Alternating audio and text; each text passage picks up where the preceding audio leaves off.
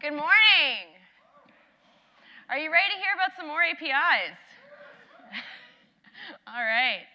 Well, for those of you that haven't met me yet, my name is Dominique, and my mission is to create an amazing development experience on Shopify. So I've been at Shopify for a year and a half, and my goal is really to empower all of our developers at Shopify, I think you've met quite a few of them already, to build the best APIs they can for you. Sometimes that means helping them with the documentation, making sure that they understand how people might use it. Usually that means providing use cases to get them started. I think a lot of you have already come to talk to me about your unique use cases and what you want to do. I see some people smiling, thanks. My team also prioritizes the release of APIs for you. So some of the things that you might want, maybe we're not already working on, maybe there's some quick wins that we can do, that's what we do. So that's why I want to hear all about your use cases, because maybe there's something that we're not thinking about yet that we could be doing. I'm also working on an API that I can't tell you about yet, unfortunately, because it's not quite ready. But here's what I can tell you about in the meantime. So recently, and today I hope you've taken a look at the API doc pages, because we've released a ton of APIs yesterday, and now we're about to tell you about a few more. We've completely changed how we ship our APIs out for you from a documentation perspective. A lot of what we're doing is not completely what you've been used to with our embedded App SDK, so we've found that by providing open source examples, you might be more successful. So keep an eye out whenever you're looking at some of the newest things that we've shipped. You should be able to check out, have an example you can get started with right away without having to fuss and start to write the code on your own. You can see what it can do before you start to write code. You can now also, so I'm really excited to tell you about this, you can handle refunds with ease and have Shopify calculate it for you. So the Refunds API, we're shipping it today. Yeah. The docs should be live. I didn't just check, but if they should be there, you can get started using it right away. You specify which products you want to return. We calculate the taxes, the discounts, whatever may have applied to that particular product. All the math is done on your behalf, and you can ensure that the customer is getting the correct refund. You can even specify whether you would like to have all of the shipping refunded or just a partial amount for that particular refund, or none. It's pretty awesome.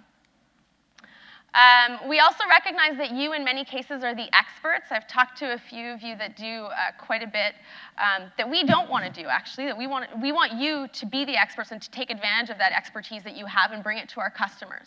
Great example of this is our new tax service API.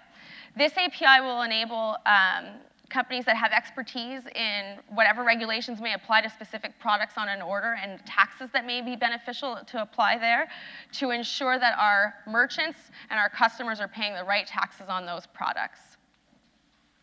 So I'm announcing it today. The docs are up. Now we're only making it available via limited access because we want to make sure that we've built the right APIs and that the way that we're going to calculate this is going to be accurate for all of our customers. We're going to be accepting our first apps in July. Okay, and this one I hope that you already know about, but just in case, you can now bill people for what they've already used. So our billing APIs now have support for usage charges. You can determine exactly what you want to charge our customer, what our merchants for, and there are no rules. There's a lot of things that you can do here that you can sneak in using that API. Jerome is doing office hours right now, actually, so if you have more questions about it, you can go ask him. But that's just the beginning. We recognize that there are a lot more APIs that you need. Some of you have already told me what those APIs are. The rest of you, if you haven't told me, then it's on you. Come see me. I want to know what you need in order to build the best application that you can build on Shopify. So, I spoke with a few of you yesterday. Actually, I've been talking with a lot of you on Slack as well, so if you want to find me on the Unite Slack, if you're in a rush to leave here after this, come send me your use cases, tell me what you want to build. I know Zohar from Instant Search, I haven't found him yet, maybe he's in this room. He really wants to be able to have user-generated SEO APIs that let you update that. I think about 4 or 5 of you, maybe even 6, came to tell me that you want to have a webhook tell you when a merchant updates his theme. I thought only one person wanted that. Who knew? All right. Okay, so I want to know. I'm repeating myself here, but I want to really let it sink in. We want your feedback. I can only build the best things and the things that help the most of you if I know what all of those use cases are. I'm around for office hours. You couldn't book me because I'm just going to be here. I want you to come up to me whenever you have a chance, whenever you're done or between sessions. Come find me for that. And if you don't have a chance to speak to me while you're here, you can email me at apps@shopify.com. So that goes to our support team. But we work together very, very closely, and I'll make sure to review all of that feedback. All right. So why are we here? So what you're going to hear about in this session. So Tyler's going to kick it off to tell you all about our new Analytics API. This is crazy. We're letting you use all of the data that we use in our own internal dashboards in the admin, and Tyler's going to show you how to do that. We're going to follow it up with carrier service. You're probably already familiar with this API, but when I started to talk to Richard, who's going to come up on stage to tell you about it, he came up with some use cases that I'd never thought of before. So he's going to give you ideas for how you can take advantage of this API for things that might even have nothing to do with shipping. We're going to follow it up with point of sale. Carson has done an extensive amount of research with regards to how our retail customers want to take advantage of Shopify, what some of the gaps are, and some really great opportunities for you to build more apps for retail. And then, of course, we've saved probably the most exciting for last, scripts. I don't need to tell you anymore. It's awesome. You'll find out more from Guillaume when he gets up on stage. All right. Well, let's get this started.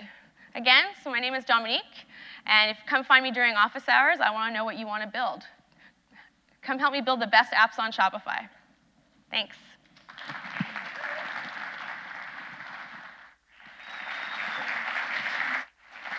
Good morning. So I'm Tyler Mercier. I'm the lead developer on the Merchant Analytics platform team, and I'm going to be talking to you today about the new Analytics API. So my team is responsible for building and maintaining a lot of the reporting infrastructure at Shopify. And today I'm excited to announce that we're opening up a large part of that to you. At today's talk, I'm going to explain what the capabilities of the Analytics API and go through an example to help get you started. So at its core, the Analytics API is a powerful new way to interact with Shop's data. Part of it will be existing models that you may be already familiar with, and part of it's also going to include models that you've never had access to before. It's also going to make it really easy to create reporting apps without a lot of back-end or server experience. And I'll cover that in an example. But let's look at where we're using it today in Shopify. So for those of you familiar with Shopify Home, here we have some sales numbers and visits, and then along the side we have a channel breakdown of different information about how the shop is doing. All of this is coming from the Analytics API today. The overviews, or perhaps you call them dashboards, we have a number of different channel overviews that provide breakdowns of information about the shop and how they're doing. Here we have, once again, sales and visits breakdown. This is all from the Analytics API. And reports. So how many of you are familiar with reporting right now? So it seems like quite a few. So the reports are available on the professional and up plans. And it's worth noting right now that the Analytics API is going to be restricted for the current time to shops with the ability to report or edit the reports. So this means shops at the unlimited plan level and above, but we're hoping to open that up even more in the future. But in this case, we have a report of visitors by device, and there's a large number of other reports that come from different models.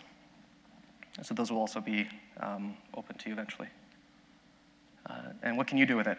So everyone's going to be given comparable access to what we have. Anything that you've seen in the Shopify admin that I just showed you, you'll be able to do as well. So here's the example app that we're going to go through today. So we have a breakdown of page views for US and Canadian traffic, and a quick little visualization of it. But maybe you don't want to build an entirely new app. Maybe you already have a number of apps, and you would like to use this API to enhance them. So here I have a quick screenshot of the Shopify product reviews, and it would be entirely possible to add where you have a breakdown of a product review here. We could include a Spark graph, or a Spark line, pardon me, where we're showing how many people were landing on pages to view that, to give maybe a correlation between the product review and how well that product's being received. So as I mentioned, there's sales, there's traffic. So there's a number of models that are going to be involved in this API. Some will be familiar, some are new. So the first one we're making available right now is the online store sessions.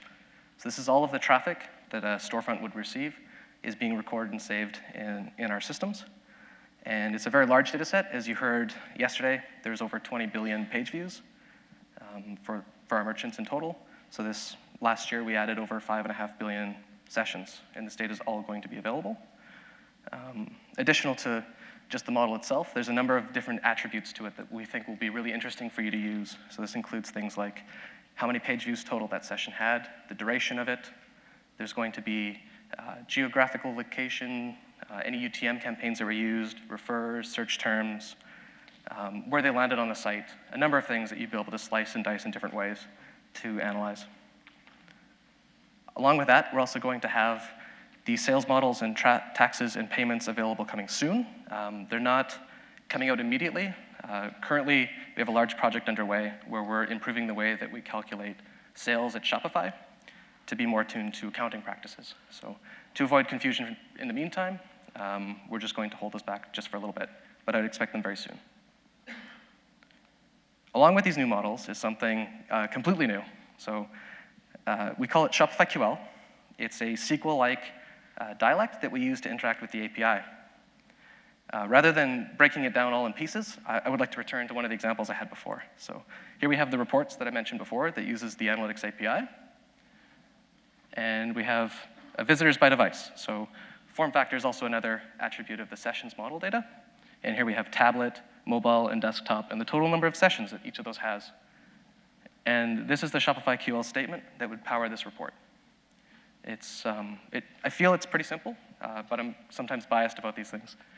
So we have total sessions by UA form factor from visits since -7 days until today. So what we're doing here is we're requesting the total number of sessions, grouping it by a form factor from visits, which is the model that I mentioned previously, the online store. And since -7 days until today, this is a relative date format that we support to show a week's worth of data. Let's get into the example app now. So I've given you a little taste of what ShopifyQL looks like. The example app is not too complicated, but it's a little bit more involved. So once again, we're going to look at US traffic and Canadian traffic for the page views. So there's the one code snippet I have to show you today. It's the only one, so if you can bear with me and we can get through this, you'll be good to go. So at the top, I have a rendering function that's using C3. How many of you are familiar with D3? So a number of you. So C3 is another library that's built on top of D3 that provides a number of visualizations that are quite easy to use and play with. We don't actually use that at Shopify, but I thought it'd be useful in the example to show how easy it is to plug in a different type of visualization library into this API. So here we have a function that is going to take the data that we get back from the API and do a little bit of transformation code that I've hidden. It's not substantial. The example app is up on GitHub, and you can look at exactly what it's doing. But continuing along, so the response is going to be passed into the rendering function, and we're going to render a graph. After that, on line 12 here, we have the ShopifyQL statement. And as I said, this one's a little bit more involved, so let me walk you through it. So we start with a show statement, and then we're going to do the sum. If location country equals United States, then page view count. So what this is this is a column level filter, which allows us to select only the page views that are from the United States. And then we're going to sum this column and alias it as US traffic. And then the next line, we're going to do the same thing for Canadian traffic. This is particularly useful because now in a single query, we can filter for 2 different data sets. And on line 15, we have over day, timestamp is day. So once again, we're going to do a grouping. This is going to bucket the data into each individual day and backfill for any missing data, which is a nice effect on visualizations because then you don't have to worry about having those missing zeros that you have to fill in yourself. Visits model, same as last time. And this time, I'm using a slightly different date range. So this is 2 weeks until today. Pretty readable. You can also use explicit date formats here as well. And then there's ordering functions. So here we're going to order by day ascending. And at the very bottom is the actual API call that you'll have to do. So for those of you that are familiar with the embedded app SDK, it should look quite familiar. It's the same object. And there's an analytics object where you can call fetch. And to it, you're going to pass a query, which is the ShopifyQL statement, a success callback handler, and an error callback handler. The success callback handler is the render function up above that I just showed. And the errors, it's going to be enforced that you handle those, because there's a number of things that could fail. You could have a SQL, or pardon me, the ShopifyQL statement could be invalid. It could be some invalid statement with the app or with the shop itself. So there'll be a number of situations you need to handle, and that'll be documented online.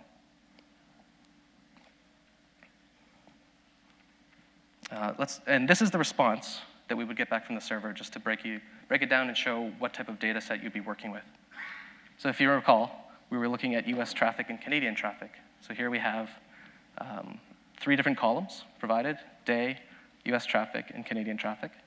Each of them are going to have a format, so it's good to know if it's a date timestamp or perhaps a number. And then down below, we're going to have a data set. So for any dates that you get back from our API, they're going to come back in, if you've ever parsed JavaScript dates, I'm sure you remember ISO 8601, and it gives you nightmares.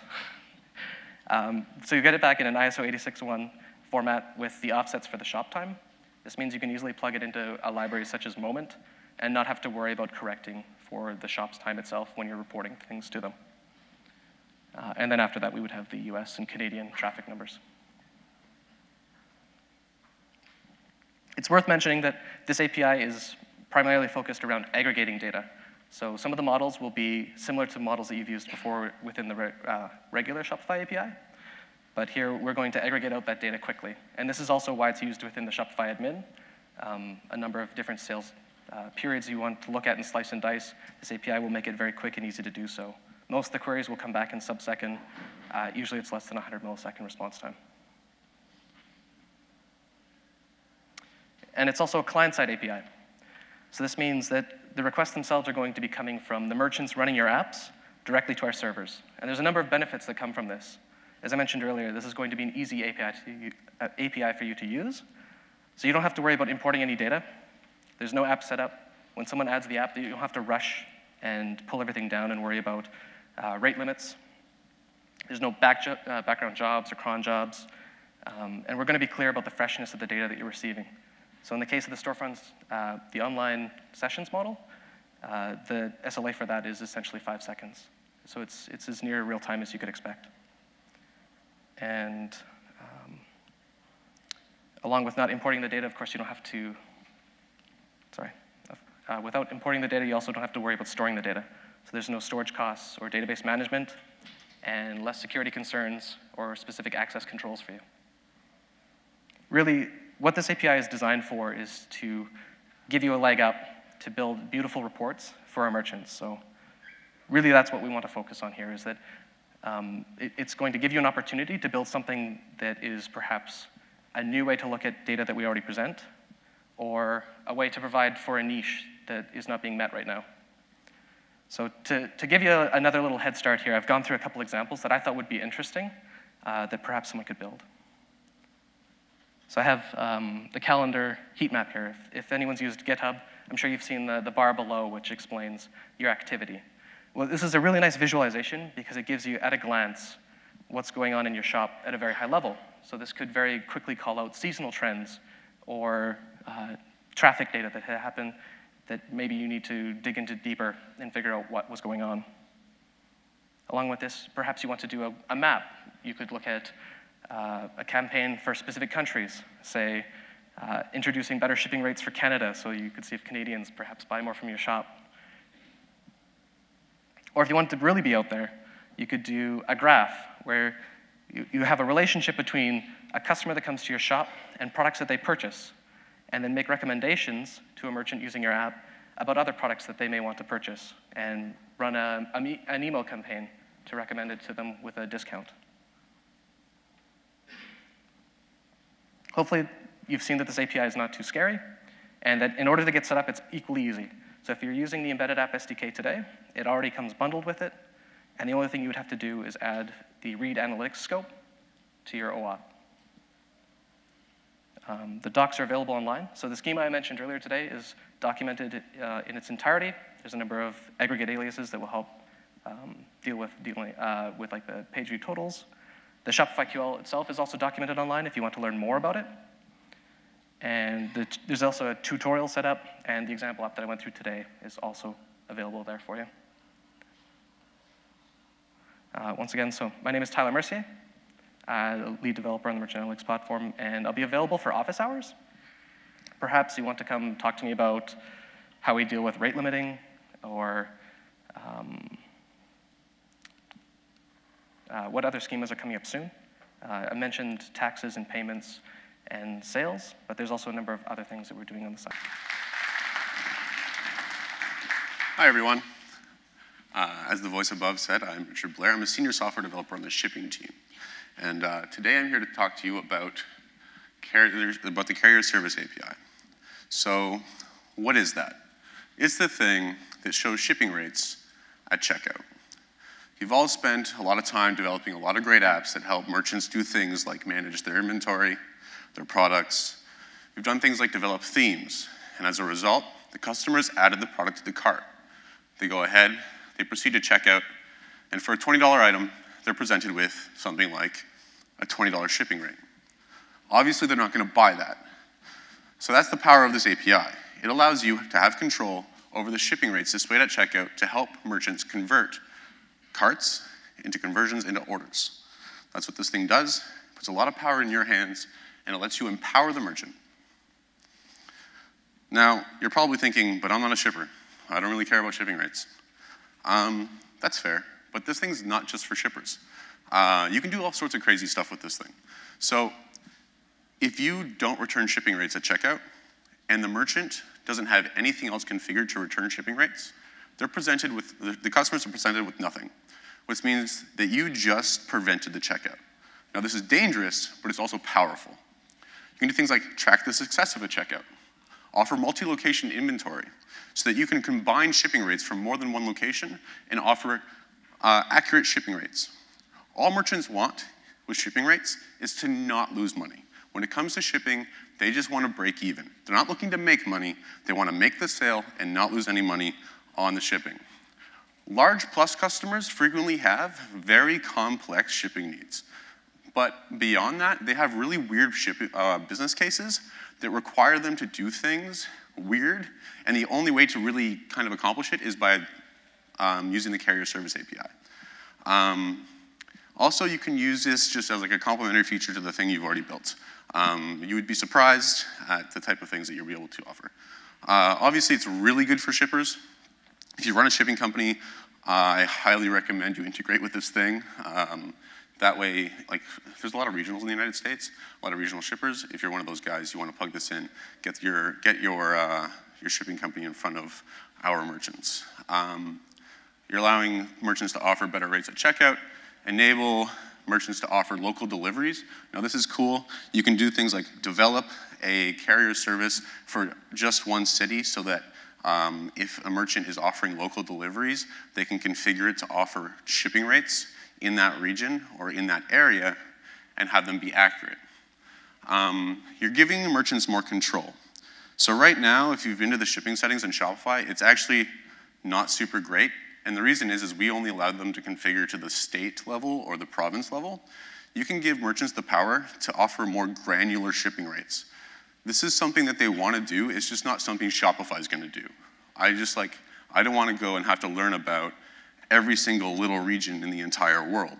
It's not a good use of Shopify's time, but if that's something that you could do, right? Like you could specialize in the regions in, for instance, the United Kingdom. So the other thing here, and this actually, like, I talk about this and I get really fired up. The shipping industry is an old boys club. I went to a conference last October and I walk in and it's full of these old dudes with like buttoned down to here, big gold chains, big gold rings. It's a walled garden. They don't let you in. And all I want to do is disrupt that. I want to make those guys have to sell those necklaces and those gold rings. And it just bugs me so much. So help me with that, right? Like, let's make them rethink this industry. It is so old, and quite frankly, it's so wrong.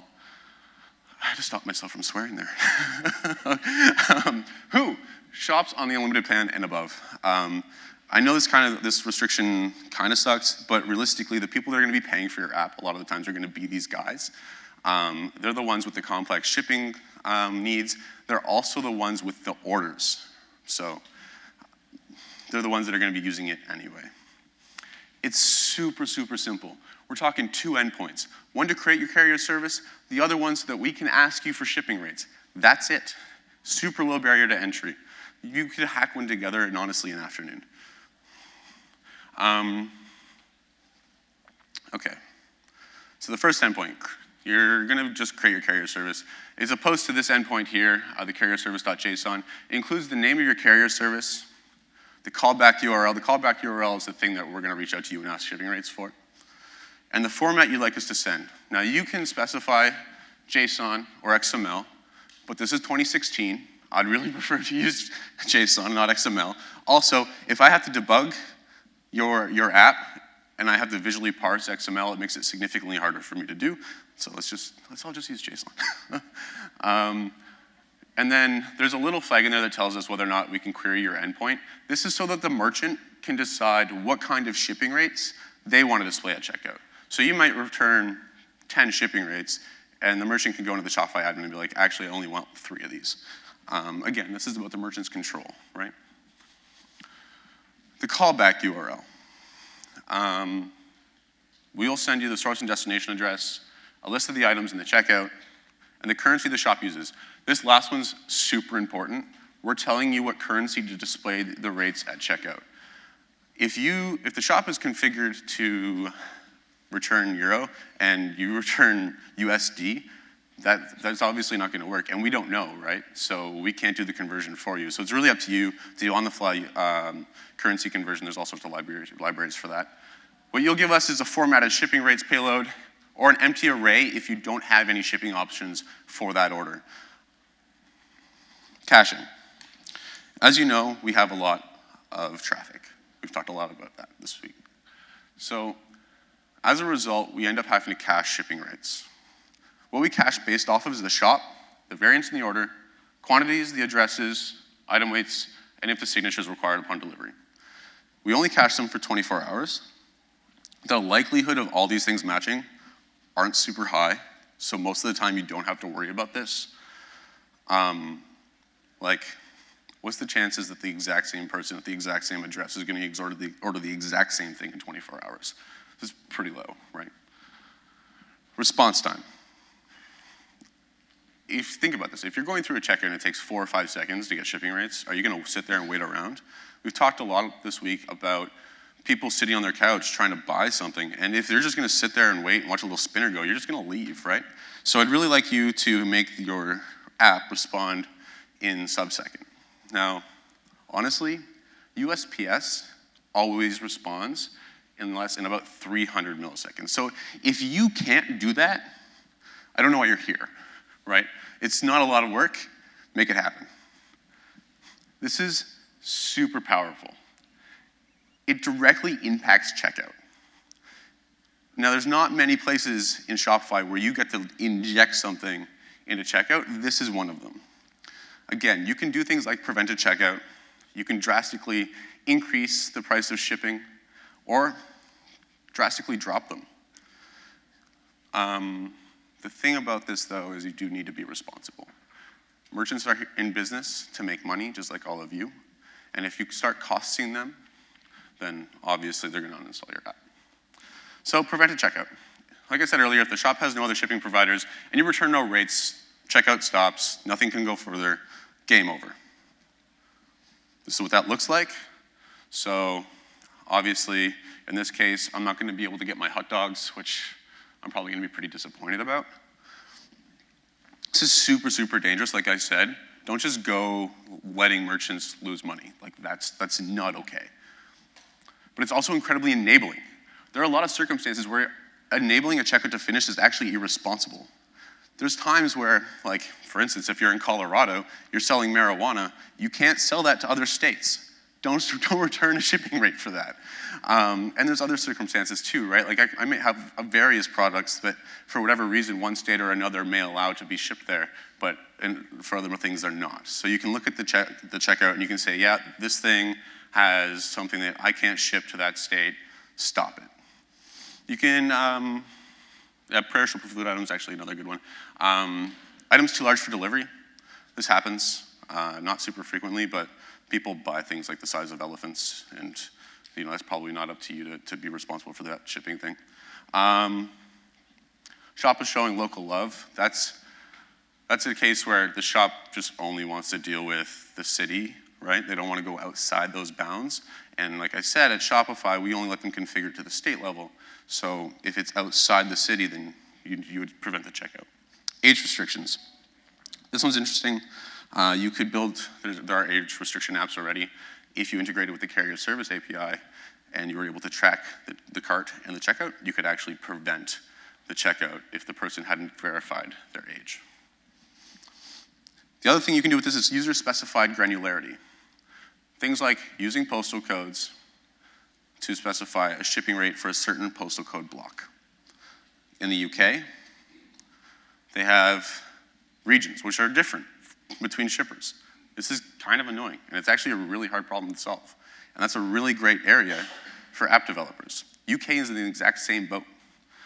And then there's also cases, like I said, where some people want to offer city-specific shipping rates. At the end of the day, this API is about one thing, and it's about empowering the merchant. Empower them to make money when they should be making money. Allow them to finish those checkouts. Let them get their orders. There's a lot of niches in this market. And there's a lot of merchants that have very specific shipping needs. And they get just stonewalled by these guys wearing big chains. So again, my name is Richard Blair. I'm going to be around. You can talk to me about the carrier service API, shipping in general, or all sorts of things. I've been at Shopify for a while, so I'll be able to answer any questions you have. I'll see you guys around. Cheers. Hi, everyone. My name is Guillaume. I'm lead developer at Shopify Montreal. And today, we're going to talk about scripts. 2 years ago, we were working on the new checkout, which is now called the responsive checkout in Shopify. And I started getting very interested in how we deal with discounting. And a year after that, roughly a year ago, we started the Shopify Scripts project. Our goal was to really broaden the opportunities for discounting. And that's how we approached the project at first. By the end of this talk, I want you to understand where we started, where we're going with this, and in such a way that you'll be the first ones to really see the power of scripts and what you can do with it. So to first understand why we built the Shopify scripts, you must understand why discounts are important. Like, who doesn't like discounts? Sales, promotion, no one likes discounts? I love discounts. I will purchase things if they're discounted, or more so. And it's really a key tool that a merchant can use to acquire new customers, move inventory, reward loyal customers, and did I say attract new ones? Anyways, yeah. So it's a really important thing in a commerce platform, and we wanted to make the experience better. During the talk, we're going to see the background of scripts. We're going to see what you can do with it and how people have used it so far. So, a bit of a background. For who's a partner in the room? Oh, okay, almost everyone. So for some of you, probably a merchant came to you at some point, asked to run a very specific type of sale, and you knew that Shopify was not made to handle this sale, and like at best you were able to tell them that you would come up with some creative way to handle it on the front end using whatever hacks you could come up with. And at worst, you had to tell them that it was just not possible. And so we really wanted to address this problem and give you the opportunity and give merchants the opportunity to run discounts, sales, and promotions that really fit their business needs and personality. So with that in mind, we explored a few ideas. The first one was we tried to have a UI in the admin that covered the 5 or 6 basic cases we can think of. So like a percentage off a collection or buy one, get one, stuff like that.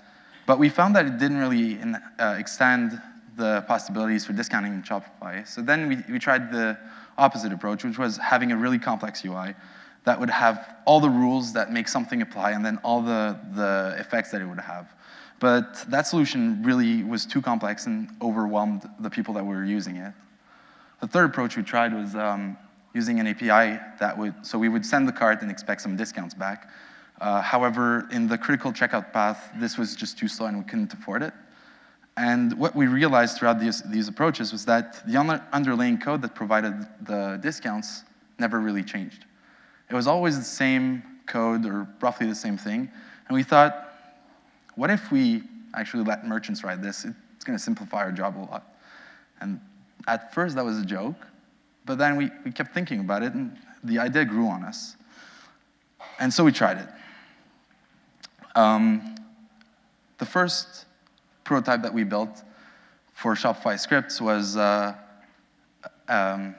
allowed you to write discounts using just a few lines of code for very simple cases. And the more complex cases were also handled, but you had to write a bit more code. And we really liked this idea because there's nothing really more expressive than a programming language to do discounting or any business rules, anyways. So as I said, we liked this approach and we thought, are there any other problems in Shopify that could be solved using this technology we're building? And of course, the answer is yes. The first case we realized were flash sales. We have many merchants that run flash sales, and the idea behind them are merchants try to move a limited quantity of exclusive inventory. Often, it's going to have really high demand. And they do so usually sending a tweet or a Facebook post, and the inventory is going to be sold out within a few minutes. The problem is that because there's such high demand for these products, some people will purchase a large quantity and then sell it on eBay, and for a premium, obviously. And that doesn't really make our merchants happy because their end customers, the people that actually want to purchase their products, have to pay more than they should, and they don't do so by connecting to the merchants. And so merchants don't really like that. We also have the opposite problems where some merchants only want to sell in large quantities, so say over 100 products. And if you have a programming language that acts on the cart, you can start defining rules for these inventory limitations. And so the more we thought about how scripts could be used, the more we saw opportunities in there. And eventually we reached a state where even limiting ourselves to the cart and modifying the cart was just too restrictive.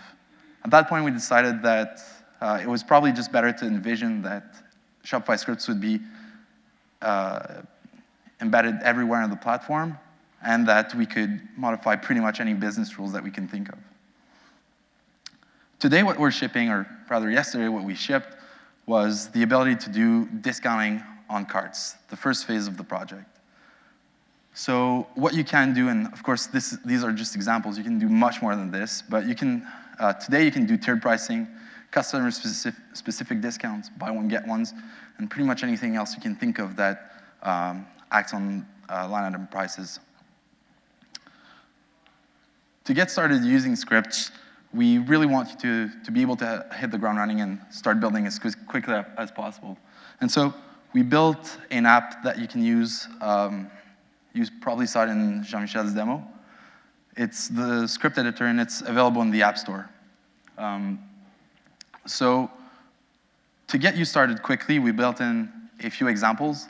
Again, you're by no means limited to these, but they will cover the basic cases and help you learn how scripts actually work. In the edit page of scripts, you can see there's an actual code editor. You're probably familiar with these.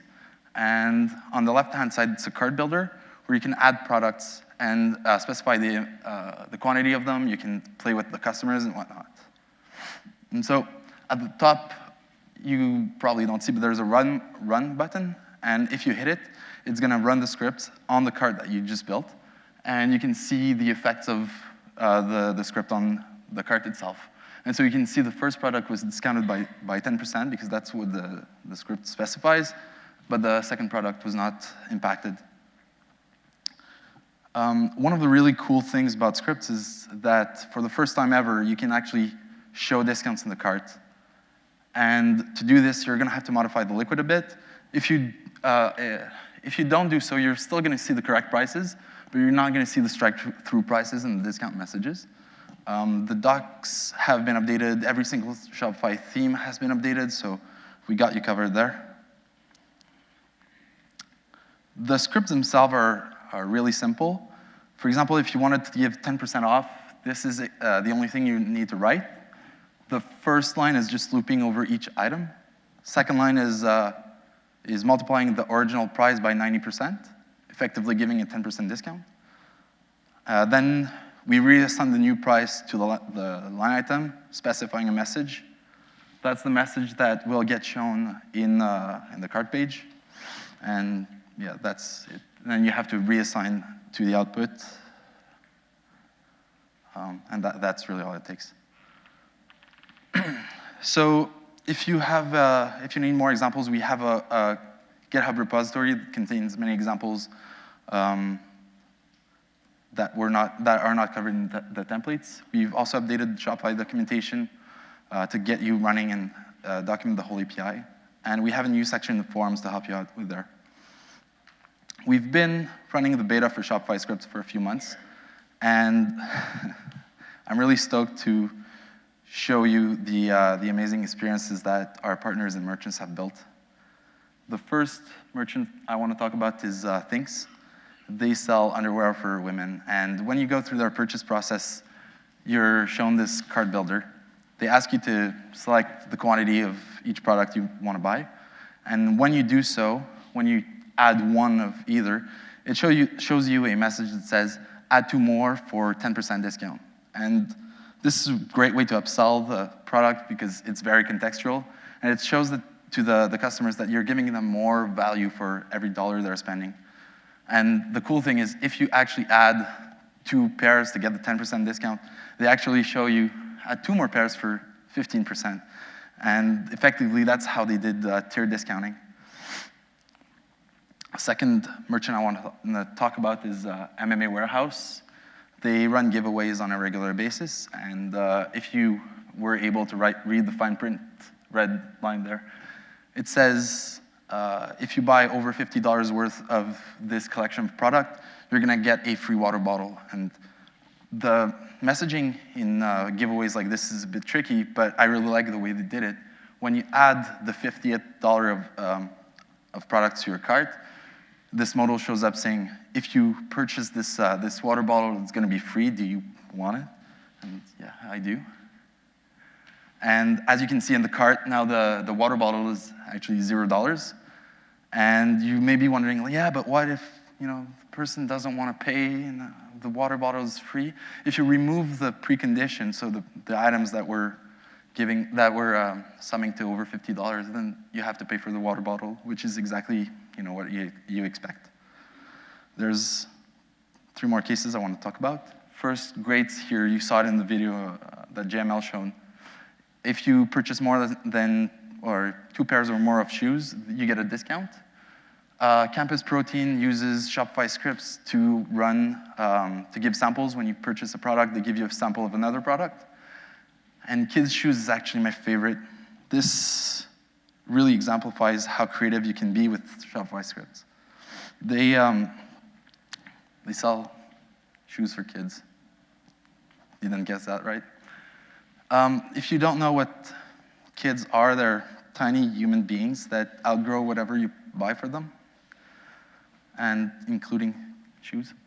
And so what the kids' shoes does is when you add a shoe or a pair of shoes to your cart, they offer you the possibility to add the next size up and get a discount on that. And that's a really creative way to connect with their customers.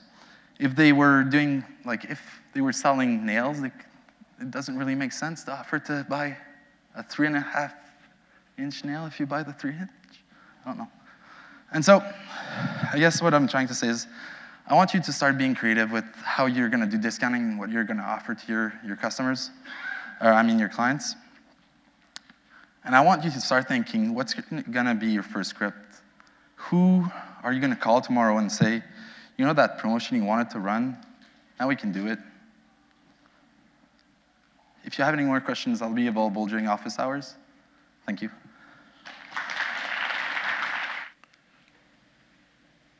All right, hi guys. Good afternoon.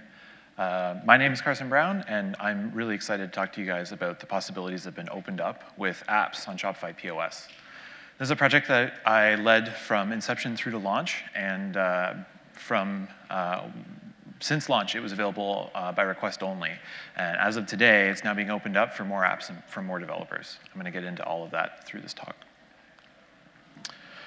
First, I'm going to focus just talking specifically about Shopify POS on the iPad. On this version, that's where our point-of-sale apps live. It's also the version that's used inside retail stores and connects with hardware, is used by multiple cashiers, and so on. We learned back in 2013 that around 40% of our merchants wanted to sell or already do sell in store, along with online. So we got to work building Shopify Point of Sale.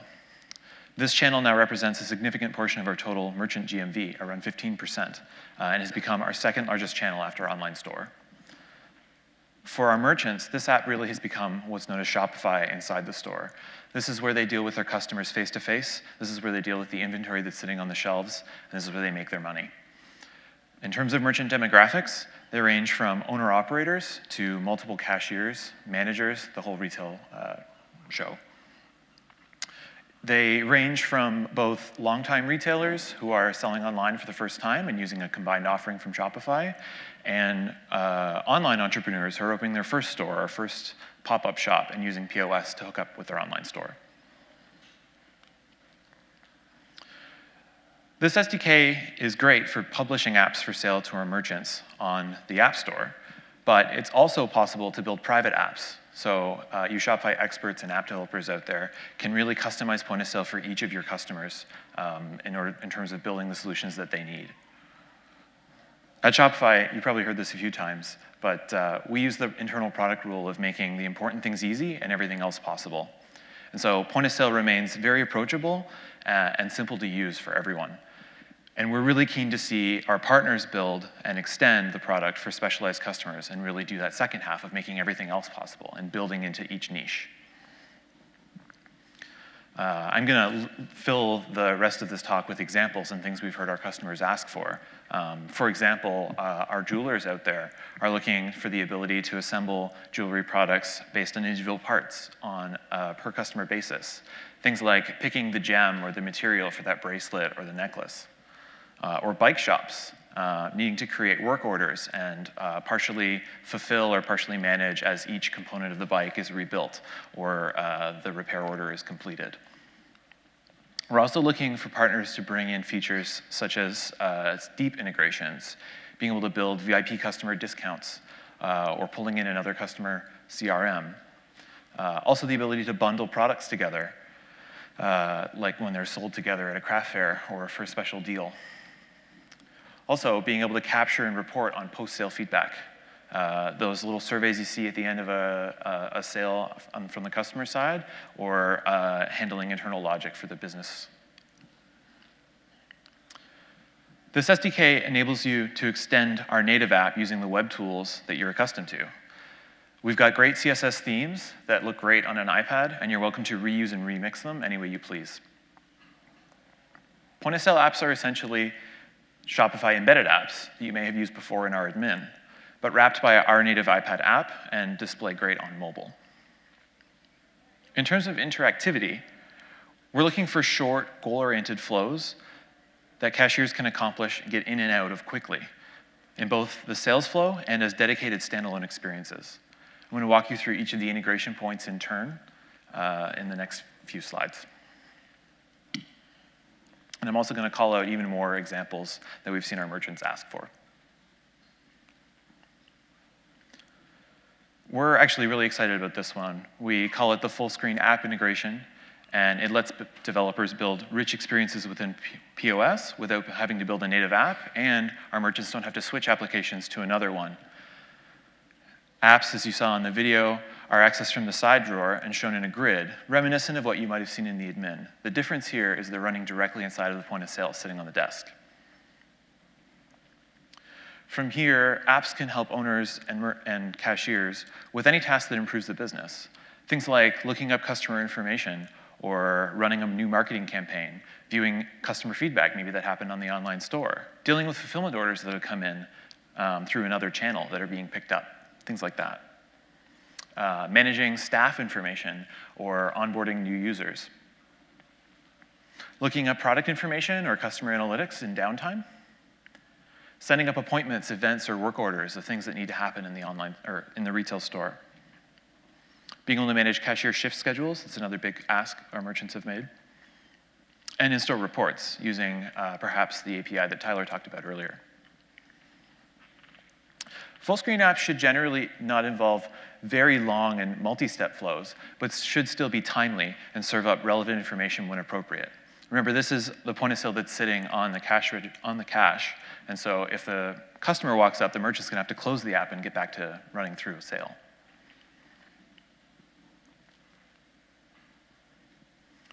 This next integration point is called Add to Cart. This one's designed for apps to provide some customization as items are added to the sale, bringing the same kind of customization that you're used to seeing on product pages for e-commerce storefronts. Things like line item options or modifying the variant in use.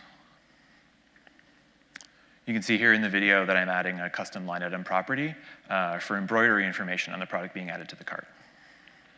Other examples might be selling a gift basket bundle, adding multiple line items to the cart and handling a discount code because they're bundled together. Or the custom product like tailoring or decoration or a gift message. Also possible is the ability to sell unlisted products, those that aren't normally sold by point of sale. So in situations where it's a buy in store and ship to home sort of scenario, not something that's normally held in the store, but will be shipped later. This next integration point is called Edit Cart. This one gives you full control over the cart contents. You can see in the video playing, I'm adding a customer that didn't exist otherwise in Shopify. And then the video is going to keep going to explain adding and customizing the line items that are currently in the cart. This gives you access to everything that point of sale already does on its own. You can change which line items are there, the customer, like I mentioned, the discounts added at the both line item and cart level, and also view the tax information. You could provide your own rule-based discounts or provide preferred customer pricing. Examples of things we've seen our partners build are loyalty programs and integrations for customers outside of Shopify. Things that we've seen our merchants ask for are the ability to record a sales assist for the sales clerk that was on the floor that helped before the cashier at the desk, and also viewing product costs.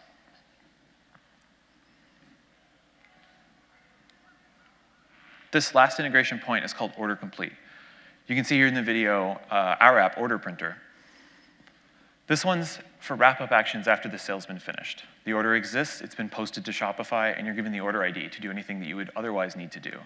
The difference here versus something like a webhook is you're able to do something while the customer is still in front of you because the cashier has just wrapped up the sale. You could do things like custom order printouts, like you can see here with Order Printer, or asking for for customer information for a newsletter sign up. You could ask purchase experience feedback and be able to roll up the results of that survey in another section in full screen apps. Or you could print a receipt for the back of house along with the printed receipt you gave to the customer. All integration points, by the way, have access to AirPrint. So if the merchant has one of those printers in the store, they can make use of that through your app.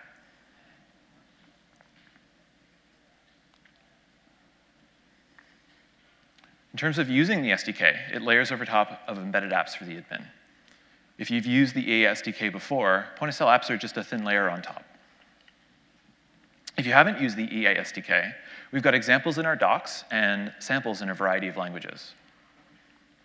Point-of-sale app actions themselves that you saw in the videos popped up in the modals are set up in your partner dashboard with a simple description that the merchant can see and a URL that your app is opened from.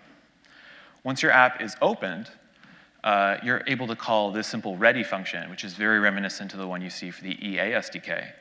And from here, use simple JavaScript callbacks to do everything from adding cart discounts to showing status toasts like you saw littered throughout my videos.